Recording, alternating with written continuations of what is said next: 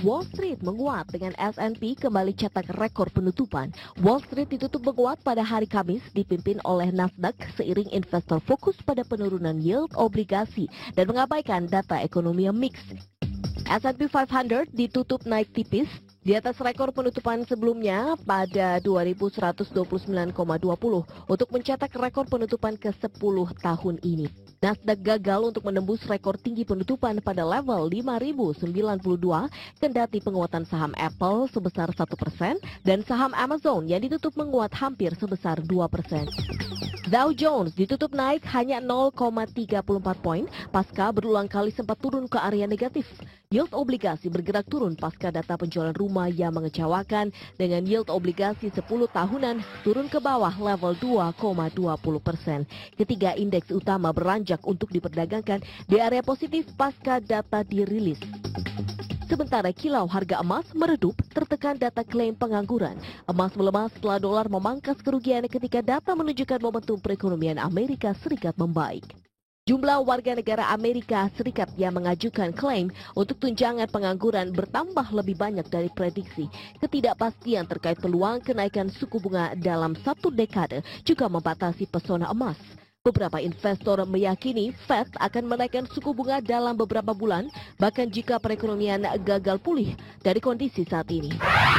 Berbanding terbalik dengan minyak yang menguat sebagai respon penurunan persediaan di Amerika Serikat, harga minyak mentah meningkat menyusul penurunan jumlah persediaan di titik pengiriman Cushing. Rally minyak mentah WTI mencapai laju terbesar dalam sebulan. Lembaga Genscape melaporkan jumlah persediaan minyak mentah Amerika di Cushing, Oklahoma turun hampir 740 ribu barel selama hari Jumat sampai dengan Selasa. Laporan ini menambahkan sentimen positif untuk bullish minyak mentah yang sudah terinspirasi penurunan mingguan ketiga beruntun persediaan minyak mentah di penjuru Amerika berdasarkan laporan lembaga pemerintah AS/EA. Faktor lain untuk penguatan minyak adalah data manufaktur yang mengecewakan dari China dan zona euro memicu prospek pelonggaran moneter yang dapat membantu meningkatkan permintaan. Greenback juga telah menutup utang 3 hari dan mengalah pada euro untuk pertama kalinya dalam sepekan sehingga komoditi berbasis dolar menjadi lebih terjangkau bagi investor. Beralih ke dalam negeri, indeks harga saham gabungan naik tipis 6 poin melanjutkan penguatan kemarin. Outlook ekonomi Republik Indonesia yang naik dari stabil menjadi positif memberikan dorongan positif. Ya, lembaga pemeringkat mengubah outlook rating Indonesia dari stable atau stabil menjadi positif dengan rating BB+. Gubernur Bank Indonesia Agus Martowardoyo menilai hal tersebut menunjukkan jika secara makro stabilitas sistem ekonomi Indonesia terjaga dengan baik. Bahkan diproyeksikan Indonesia akan memperoleh peningkatan peringkat lagi dalam 12 bulan ke depan menuju investment grade. Lantas, jelang akhir pekan ini, apakah dana asing masih mengalir masuk ke dalam negeri seperti jelang penutupan kemarin? Pasca menyentuh 5.300, berapa target indeks selanjutnya? Berikut di Link Room Direct selengkapnya.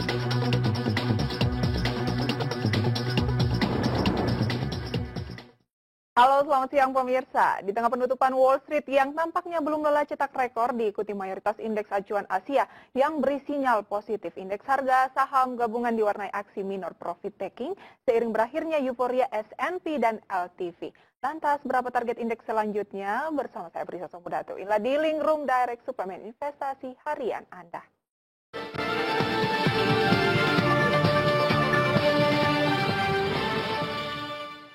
Sesi kedua dari indeks harga saham gabungan.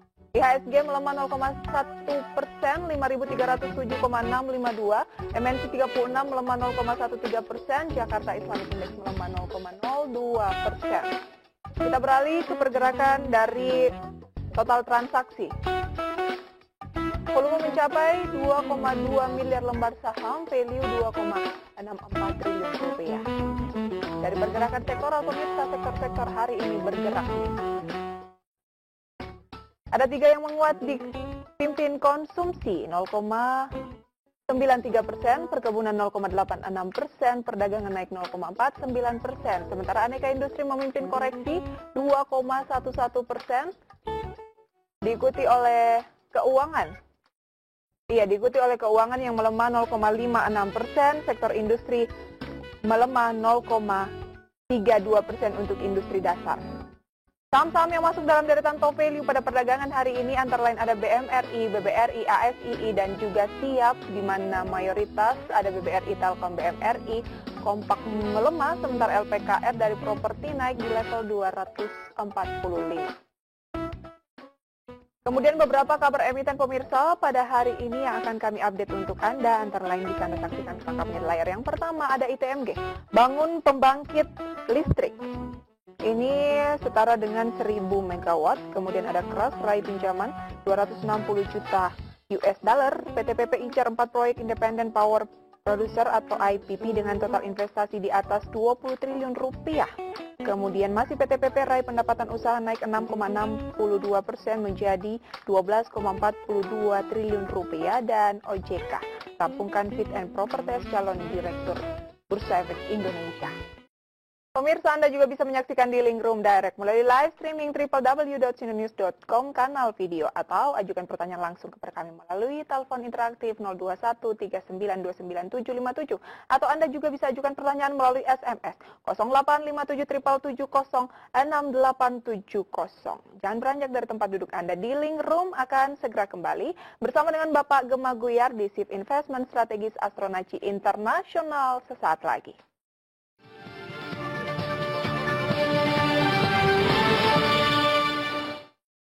Kembali Anda menyaksikan di link Room Direct pemirsa. Jangan lupa Anda bisa bergabung dan mengajukan pertanyaan Anda melalui telepon interaktif di 02139297757 atau SMS 085777706870. Dan Anda juga bisa menyaksikan di link Room Direct melalui live streaming www.sindonews.com kanal video. Sebelum kita lanjutkan atau membahas seperti apa perdagangan hari ini pemirsa, kemudian juga target dari indeks harga saham gabungan yang kini menyentuh 5.300, kita lihat bersama bagaimana pergerakan komoditas pada siang hari ini, dimulai dari komoditas minyak untuk kategori NYMEX koreksi 0,25% di level 60,57 US dollar per barrel pada running trade hari ini. Ada nikel juga turun 0,88% di level 13 US dollar. Kemudian bisa Anda saksikan per metrik ton ya, emas menguat 0,17% ke level 1.207,16 US dollar per troy ounce pada running trade hari ini. Dan dari perkebunan ada CPO menguat 0,75% ke level 2.158 ringgit Malaysia per metrik ton pada closing kemarin. Dan untuk membahasnya pemirsa, sudah hadir di studio bersama saya Bapak Gemma Guyar di SIF Investment Strategis Astronaci Internasional. Selamat siang Pak Gemma. Selamat siang. Terima kasih buat kehadirannya.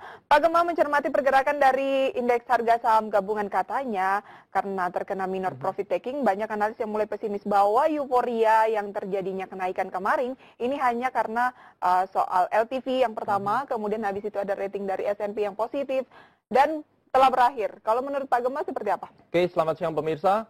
Saat ini kita berada di dalam satu siklus financial astrologi yang disebut dengan Mercury retrograde sampai tanggal 11 Juni yang memiliki satu karakteristik pergerakan sideways dan kemudian biasanya akan cenderung disertai oleh koreksi. Yang terjadi saat ini indeks kita belum terlihat koreksi tetapi sedang di dalam masa-masa akhir dari sebuah penguatan yang sebelumnya kita call bottoming tanggal 7 Mei ya. Dan itu benar-benar sudah naik. Sekarang indeks memang berada di area resisten baik secara waktu maupun secara harga di area 5.300-an, dan di tanggal 19 sampai tanggal 22 Mei ini merupakan area yang cenderung akan dilihat profit taking ini bertebaran di mana-mana. Walaupun sekarang belum terlihat ekstrim, tetapi pada akhirnya nanti akan ada satu slowing down, dan ini masih di dalam satu kategori wajar karena apakah nanti indeks akan ke 5.600 ataupun dia akan jatuh di bawah 5.000, tetap akan mengalami satu penurunan terlebih dahulu yang kita sebut dengan meeting point, dan dari situ baru akan bergerak. Untuk long term, no problem sebenarnya. Untuk long term, no problem. Ya, indeks pasti akan di atas 5.600. Indeks pasti akan di atas 5.600. Tapi untuk jangka pendek ini? Jangka pendek, tanggal 22 ini dan kemudian di 5.300 adalah area di mana indeks telah mencapai area resistennya dan kita harus bersiap untuk melakukan profit taking. 5.300 Ya, berarti ini targetnya udah masuk di dalam range. mulai sempit. Ya, udah mulai sempit dan memang tanggalnya udah kena ya. Kita mulai reduce, tetapi ingat tidak semua saham ini akan berguguran. Jadi market akan mix dan akan sideways, banyak tipuan ini sampai tanggal 11 Juni. Ini harus kita perhatikan karena kita masih di dalam satu cycle yang disebut dengan retrograde dari Mercury. Oke, memanfaatkan tipuan-tipuan seperti yang Pak Gemma sampaikan ya. Karena kalau kita lihat beberapa sektor kemarin sempat menguat seperti keuangan, kemudian ada properti, dan juga aneka industri beriringan dengan rencana kebijakan LTV. Tiba-tiba hari ini semua melemah lagi. Melemah lagi, sementara yang naik konsumsi, perkebunan, perdagangan. Jadi itulah yang disebut dengan random. Semuanya sangat random. Sampai tanggal 11 Juni ini Anda tidak akan bisa melihat yang kemarin naik, hari ini Anda kejar, besok pasti turun gitu. Yang kemarin turun, nanti tiba-tiba naik. Dan ini akan sangat sporadis seperti itu karakternya. Jadi strateginya seperti apa dong? Yang paling baik sebenarnya untuk konservatif, Anda libur sampai tanggal 11 Juni. Tapi kalau Anda scalper dan Anda memang ingin mengakumulasi saham-saham yang bagus, sebelumnya sudah memiliki di harga yang lebih rendah, ya silakan Anda lakukan buy on weakness. Kita sudah siapkan beberapa saham pilihannya. Oke, yang boleh di buy on weakness. Betul.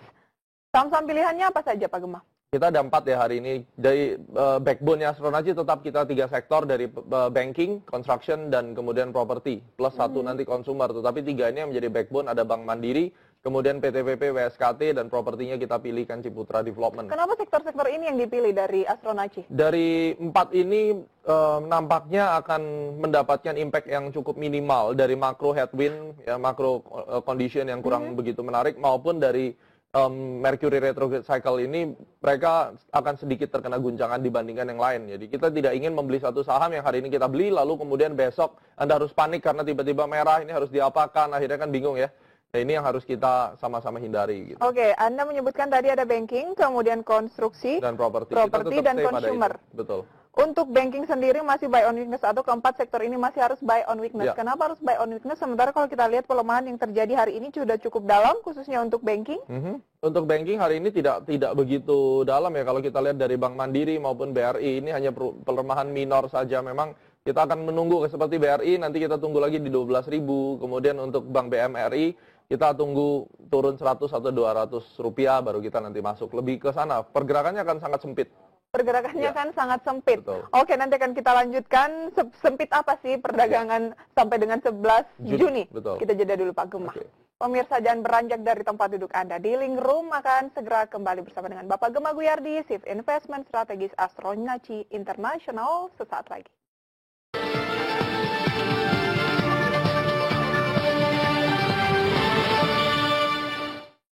Anda kembali menyaksikan Dealing Room Direct pemirsa. Kembali kami mengundang Anda mengajukan pertanyaan di line SMS 0857 777 06870.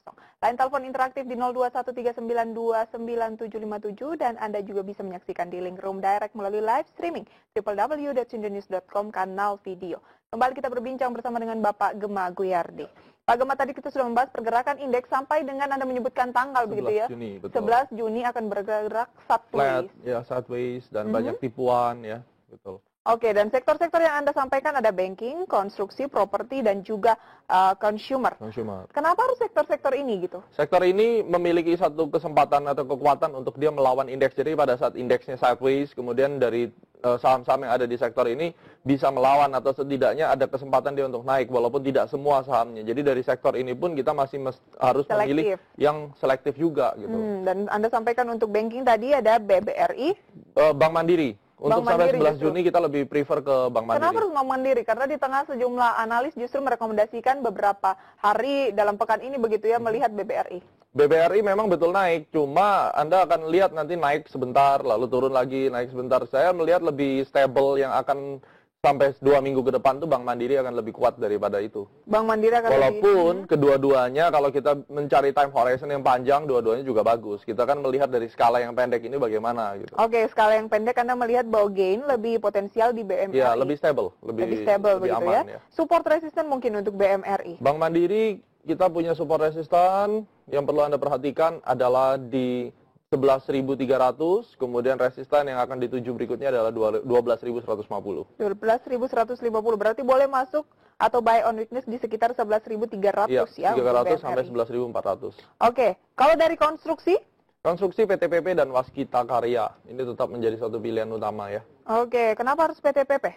Patternnya dari PTPP secara price action analysis itu baik ya, dia bullish continuation dan 45 derajat terus naik, akan lebih ringan dibandingkan yang lainnya. Kemudian dari Waskita itu juga membentuk pola descending broadening wedge yang akan terus naik.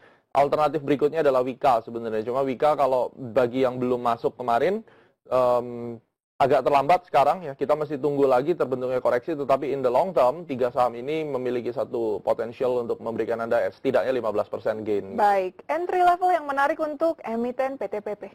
Untuk PTPP 4.120 saya rasa bisa menjadi satu pilihan untuk masuk. Kemudian untuk Waskita Karya ya, dengan strategi buy on breakout itu di 1.770 ya. Oke, kalau Waskita 1775 ya. buy if breakout, kalau PTPP boleh masuk sekarang dong ya? 4.120 sama-sama breakout juga. Oke, itu dia untuk emiten konstruksi. Ya. Properti Ciputra Development. CTRA ya? Secara jangka panjang ini menarik ya, buy on weakness di 1.450 sampai 1.470 itu bisa dipertimbangkan. 1.450 sampai 1.470 untuk CTRA. Ya. Hanya CTRA dari properti LPKF? BSDE juga ada. BSDE ini kita juga rekomendasikan buy on weakness di 1.850-an. Ya, bersiap buy on breakout-nya. Kita tetap harus jaga bagian atasnya di harga 2.000 ya. Oke, 1.850 buy on weakness atau buy if breakout buy on break ya di buy on break 2.000. Di 2.000 ya untuk BSDE. Kalau LPKR sendiri tidak direkomendasikan? LPKR belum untuk sekarang. Saya lebih cenderung ke dua ini. Oke, CTRA dan juga BSDE. Oke, kemudian dari consumer. Ya, consumer ada ICBP ya, Indofood Consumer Branded Product. Anda bisa persiapkan untuk membeli ketika harga sudah di atas 4.025. Kemudian ada Unilever ya, bagi investor yang memang ingin membeli sebuah consumer stocks yang cukup stable dengan target kurang lebih 48.000, maka Unilever ini menawarkan sebuah opportunity untuk investment yang cukup aman tetapi lambat ya. Anda tidak bisa expect 1-2 hari tercapai itu target price-nya. Oke, tadi Anda menyebutkan ICBP gitu ya. Ini menjelang momen Ramadan juga ya, kan? Nampaknya juga biasanya orang menghubung-hubungkan consumer dengan Ramadan. Ya. Tetapi nampaknya pattern-nya juga terdevelop seperti itu. Ada opportunity yang cukup besar untuk naik menjelang Ramadan ini. Target ICBP? ICBP target kita tetap maintain di 15.500 itu target yang paling pendek, tetapi untuk mid term itu di 17.000. Oh, cukup besar ya, besar, karena ICBP betul. masih 13.900-an saat ini. Tapi lama ya, kita bisa bicara berapa lama? Di atas 8 minggu begitu. Kalau untuk mencapai 17.000 jelas di atas 8 minggu. Itu untuk ICBP. Tapi kalau 15.500 kira-kira berapa lama? Satu bulan lah ya, 20 bulan. hari. Baik, itu dia ya. Nggak bisa 1-2 hari itu nggak mungkin. Itulah pasar saham kita yang sekarang. Gitu. Yang sekarang, oke. Pak Dodi dari Makassar. Selamat sore Pak Dodi. Mohon support dan resisten 1 minggu saham ini. SIMP, BCBR, Weton. Nah, kalau berbicara mengenai pertanyaan Pak Dodi, dimulai dari SIMP. CPO dulu. Tertarik apa? CPO menarik, LSIP-nya oke ya, tetapi untuk trading pendek saja, bukan untuk buy and hold. Karena komoditi ini sangat volatile CPO dan dia akan terus ranging ya. Jadi kita memanfaatkan kesempatan apabila dia naik dengan ekstrim, kita bisa ikut. Ada LSIP sebenarnya yang masih memberikan kesempatan terminal masuk. Kalau untuk SIMP 1 minggu ke depan supportnya di 650 dan resistennya adalah 725. Tapi Anda lebih prefer ke LSIP? LSIP, betul. Untuk Weton itu supportnya di 1150 dan resisten untuk 1 minggu itu berarti asumsinya ke Jumat depan 1290. Oke, harus dicatat itu ya. Nanti kita ulangi untuk BJBR seperti apa, kita break dulu Pak Gema. Pemirsa, jangan beranjak dari tempat duduk Anda. Di Link Room akan segera kembali bersama Bapak Gema Guyardi, Chief Investment Strategis Astronaci Internasional sesaat lagi.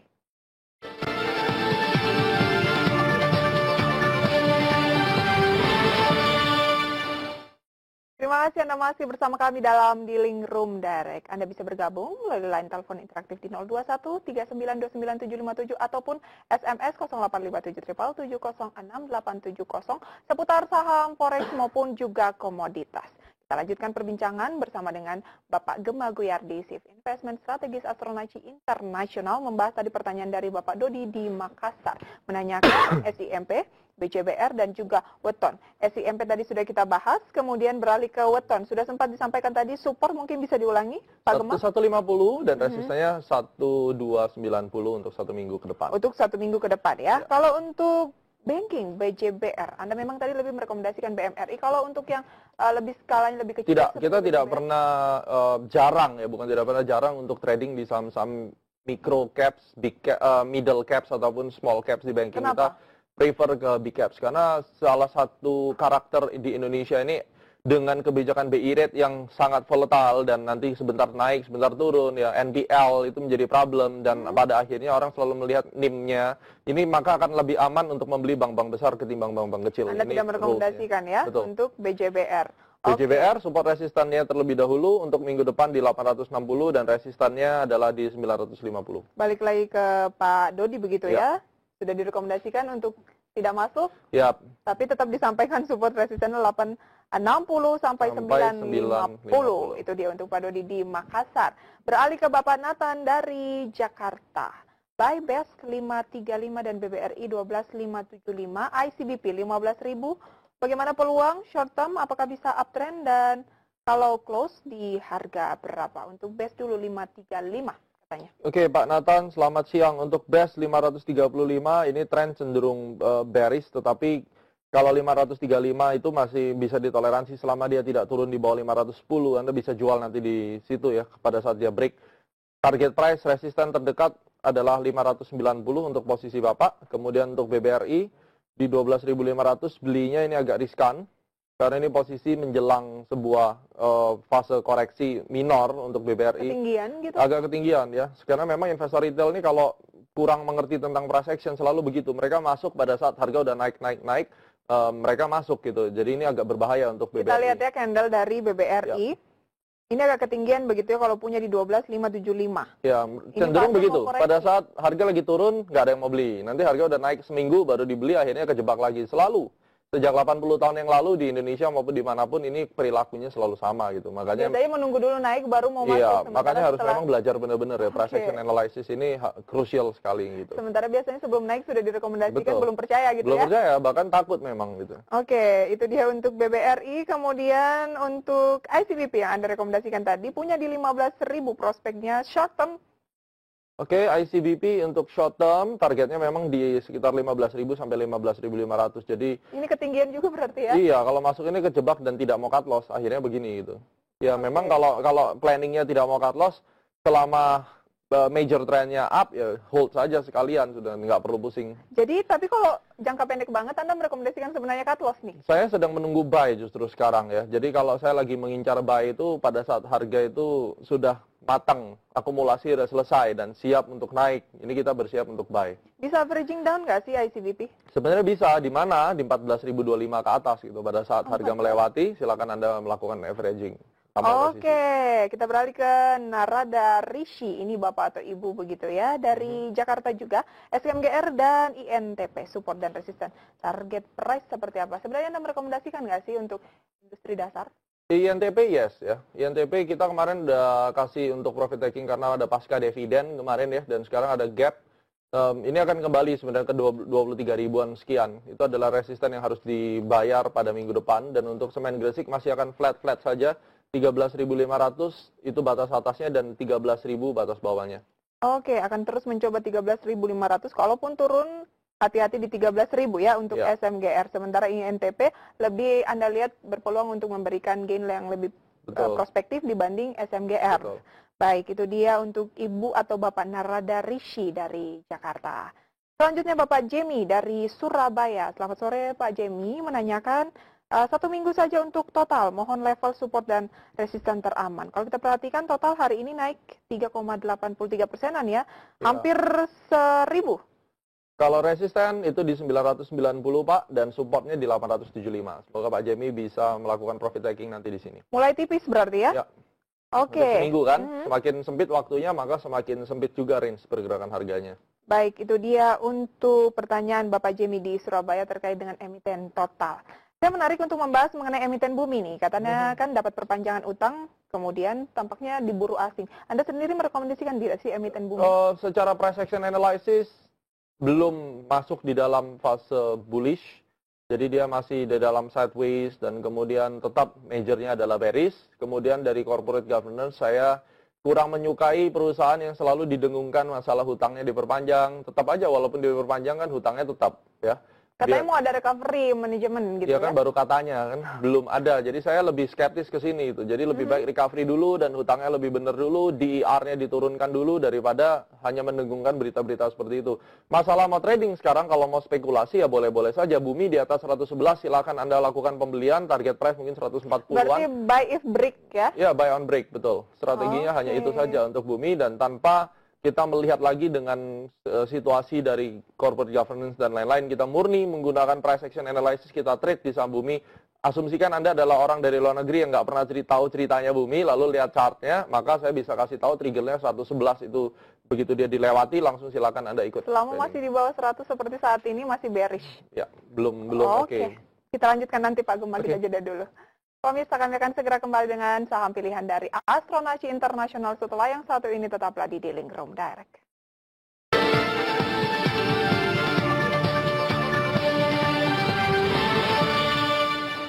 Terima kasih pemirsa, Anda masih bersama kami dalam Dealing Room Direct. Bagi Anda yang ingin berpartisipasi bersama kami, ingin mengajukan pertanyaan apapun seputar saham, forex maupun komoditas, silakan bisa telepon kami 0213929757 atau Anda bisa SMS 0857 777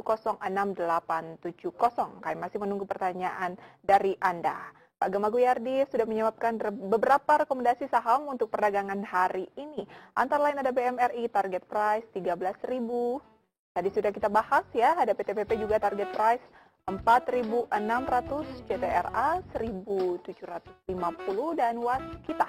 Semua direkomendasikan buy ya Pak Gema. Baik, kita kembali berbincang bersama dengan Bapak Gema Guyardi. Berhubung saham pilihannya tadi sudah kita bahas pemirsa, saya beralih ke pertanyaan dari Bapak Naka dari Serang. Menanyakan prospek weton, ini tadi sudah kita bahas untuk weton ya Pak ya, kemudian ada IATA 85 dan gold 190.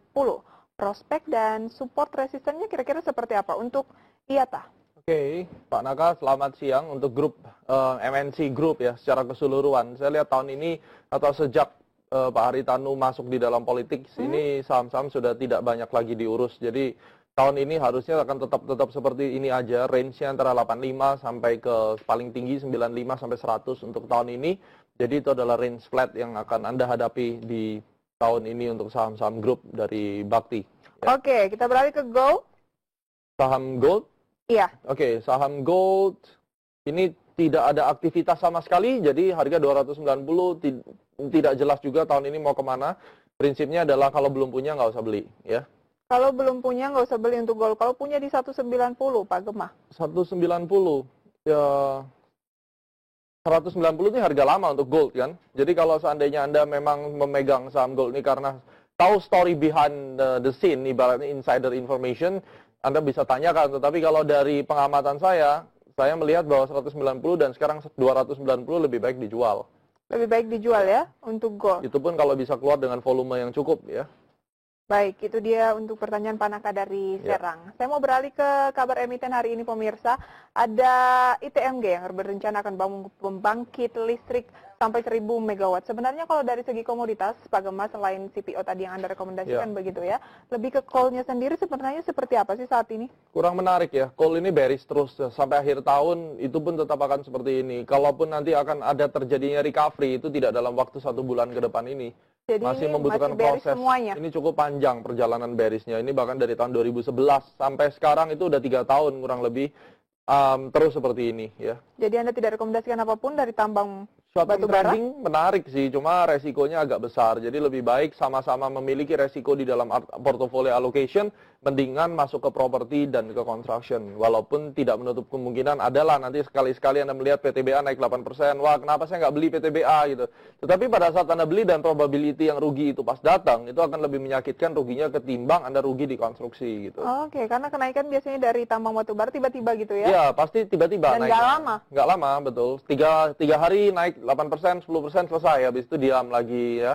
Saya kurang menyukai, saya lebih suka yang gradually naik walaupun tidak tiba-tiba naik, saya lebih cocok yang seperti itu. Setelah pengalaman selama ini ya, sejak 2007 saya melewati beberapa crash, 2008, 2011. Benang merahnya adalah trading saham itu yang penting gradually naik dan world kita ini bertambah terus tiap tahunnya. Oke, yang pelan-pelan tapi pasti gitu. Baik, kita beralih ke ada keras raih pinjaman 260 juta US dollar. Sebenarnya kalau kita perhatikan keras sempat mencuri perhatian awal pekan kemarin begitu ya terkait dengan kebijakan pemerintah yang mewajibkan untuk jasa konstruksi BUMN menggunakan besi baja dari kerak atau steel. Betul. Sebenarnya sampai saat ini Anda merekomendasikan apa sih untuk keras yang tampaknya euforianya udah selesai? Belum selesai, ini nampaknya dari pelemahan sejak 2011 ini baru mulai masuk lagi, ada demand yang masuk ya, tapi kita tidak tahu siapa yang sebenarnya mendorong naiknya keras ini, apakah spekulator ataukah memang emiten menyiapkan dana untuk jadi gini prinsipnya, semua saham itu di Indonesia hanya akan naik kencang apabila nantinya mereka memiliki satu konsep akan melakukan raising fund kembali. Jadi kalau kita lihat kenaikan sampai 458 ini, terus kemudian dia mendapat job kan tentunya pemerintah akan menggunakan besi dari keras, maka dia mendapatkan order banyak. Kita sinyalir dalam setahun ke depan ini akan terjadi right issue untuk keras. Nah, untuk mencapai right issue dia harus make up. Make up-nya otomatis dia harus naikin. Mungkin expected kalau benar-benar nanti ada plan right issue, maka kurang lebih 1.000 nih target price dari Tapi keras. harus ada plan right issue. Iya, dulu. kalau tidak, buat apa dia harus naikin harga sahamnya? Untuk bayar komisi menaikkan harga saham saja puluhan miliar setiap tahun gitu. Jadi ini yang harus kita ketahui siapa yang ada di belakang ini. Pada saat memang emitennya bekerja untuk naikkan harga sahamnya, itu udah bisa dipastikan 1,5 tahun sampai 2 tahun dari sekarang mereka akan keluar right issue. Oke. Untuk mendorong kebutuhan dana atas proyek. Tapi kita kan tidak tahu apakah keras akan right issue atau belum gitu ya. Ya itu aturan main ya, bisa dikatakan rule of thumb dari sebuah emiten. Emiten melantai bursa ini kan tujuannya selalu mencari dana segar. Setelah IPO dia punya opsi untuk bikin right issue. Setelah right issue dia punya private placement. Lalu menerbitkan convertible bond. Ini kan urutan bisa sampai 10 tahun gitu dia punya cerita. Jadi keras sudah melakukan IPO. Setelah IPO dia dibanting harganya. Kebetulan dapat angin segar bahwa construction harus menggunakan besinya keras ya. Dia perlu ongkos lagi untuk produksi dan seterusnya. Bagaimana caranya? Raising fund dong. Right issue dia jual diri lagi mungkin ke investor luar, aset manajemen luar. Lantas bagaimana? Ya untuk right issue didapat harga tinggi dia harus keluarin modal dulu untuk tampungin harga barang, ada buyback, kemudian diangkat lagi harga sahamnya ke atas. Kurang lebih kalau dari price action yang kita lihat sekitar 700 sampai 800 ini adalah targetnya dari keras nih kalau memang betul-betul misalnya emiten yang ngerjain, dan itu udah pasti goalnya adalah dia pasti akan keluar lagi dalam bentuk right issue. Oke, nanti kita lanjutkan Pak Gema, update dari Bursa Efek Indonesia seperti apa? Kita jeda dulu. Oke. Pemirsa, kami akan segera kembali dengan update bursa dan juga prediksi indeks harga saham gabungan setelah yang satu ini tetaplah di Dealing Room Direct.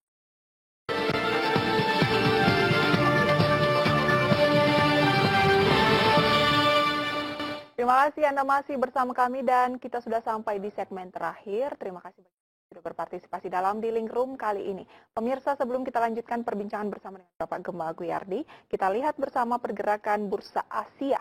Hingga saat ini bisa Anda saksikan selengkapnya di layar pemirsa. Untuk Nikkei, Kospi, Shanghai, Hang Seng semua kompak menghijau.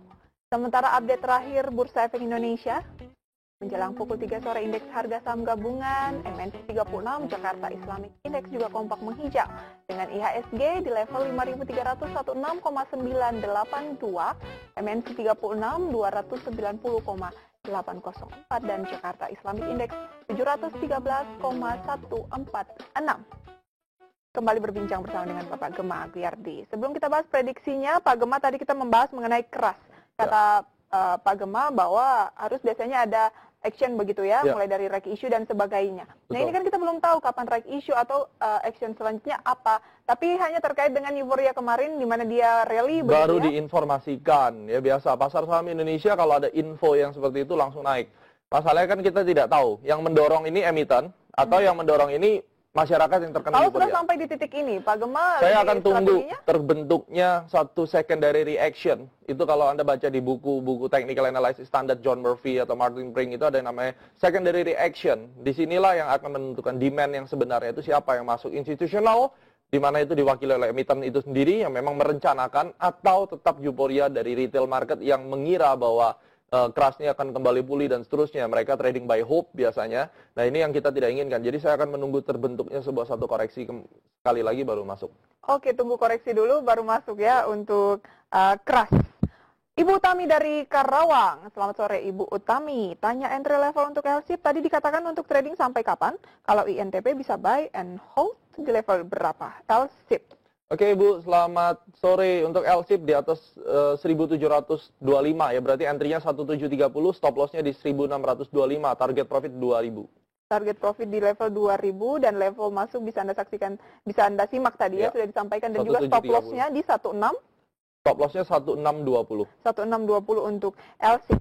Kemudian INTP juga tadi sudah disampaikan rekomendasinya ya, lebih menarik dibanding SMGR kata Pak Ya, Gema. INTP kemarin baru dapat dividen, lalu kemudian ada gap, nanti 23.000 ini harusnya akan ditutup kembali ya. Secara keseluruhan bergerak dalam fase sideways. Untuk trading INTP ini scale-nya adalah hold sekitar 5-8 hari, kemudian jual dan seterusnya seperti itu. Tidak bisa jangka pendek Nggak yang harian 1-2 hari gitu ini, ya. Ini pun sudah cukup pendek, 5 hari sampai 8 hari. INTP memang tidak boleh dipegang terlalu lama, karena dia masih dalam pergerakan sideways yang sangat besar. Oke, kalau kita melihat update dari pergerakan indeks harga saham gabungan tadi, sebenarnya cukup flat dari pembukaan sesi kedua ya, di 5307 ke 5316, Pak Gema. Anda melihat perjalanan indeks sampai penutupan nanti? Saya rasa akan tetap sangat flat seperti ini, plus minus 0,2 sampai 0,3% saja, tidak bisa lebih. Kalau awal pekan? Awal pekan ya, berarti minggu depan ini targetnya 5.250, ini akan menjadi satu area bottoming baru. Kita menunggu terbentuknya koreksi atau profit taking, karena tidak baik indeks terlalu lama di atas sebelum dia profit taking, karena ini bisa melampaui dari siklus waktu yang sudah ada, yang memang seharusnya supply itu kembali masuk ke pasar. Ini harus dilewati terlebih dahulu, baru nanti kita masuk lagi. Oke, support di 5.250, resisten? Resistannya di 5.300 sampai 5.350 ini adalah area resisten. Yang perlu diperhatikan sebenarnya nanti adalah tanggal 30 Mei. Itu akan terjadi satu bentuk reversal harga. Berarti tanggal 29 karena 30-nya libur ya. Jadi 29 Mei Anda perhatikan akan ada pembalikan arah lagi nanti di indeks. Pembalikan arah naik apa turun? Ini yang harus kita pantau. Kalau koreksi ini terus terjadi ya, berarti sampai nanti tanggal 28 29 kita kembali buy gitu. Oke, sayang sekali waktu itu terbatas. Pak Gema, terima kasih banyak Thank you very analisa much. rekomendasinya. Sukses untuk Anda. Happy weekend. Selamat berakhir pekan. Pemirsa, demikian di Link Room kali ini bersama dengan Bapak Gema Kuyarti, Chief Investment Strategis Astronaci Internasional. Semoga bisa menjadi referensi untuk portofolio Anda. Perbarui terus informasi pasar saham Anda dengan menyaksikan di Link Room Direct dari Senin sampai Jumat pukul 14 waktu Indonesia Barat, tentunya hanya di MNC Business, the first business channel in Indonesia. Saya Prisa Sombodatu pamit undur diri, selamat berakhir pekan dan sampai berjumpa kembali.